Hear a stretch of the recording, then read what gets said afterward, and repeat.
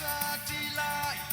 lom na bia ken ao pi lai ni hin kum thar dam in kan phan chang kum thar lom na nang chung se kum thar chua nang chung chung se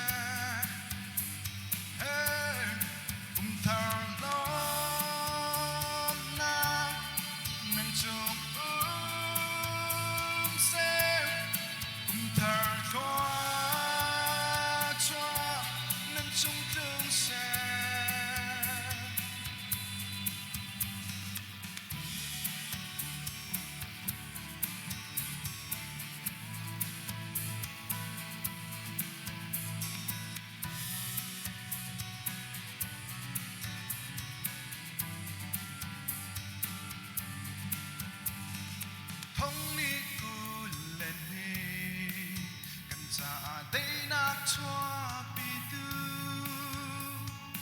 mi phun ki cha rem dei nak chua tu kum silo zot fa tuar ing mi le shren ken atong ni na kri thong in dam na duat na kan mu kum si ram lo thang chat la kan sa ti lai lom na pia ken ao pi lai ni hin kum thar dam in kan phan chang kum thar lom na nang chung se kum thar chua nang chung klung se hey kum thar lom na nang chung se kum thar chua nang chung klung se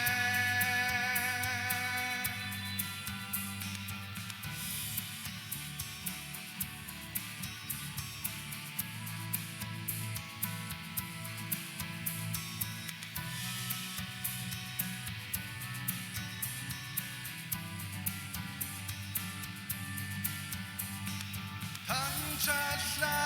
kan sa ti lai lom na pia ken ao pi lai ni hin kum thar dam in kan phan chang kum thar lom na nang chung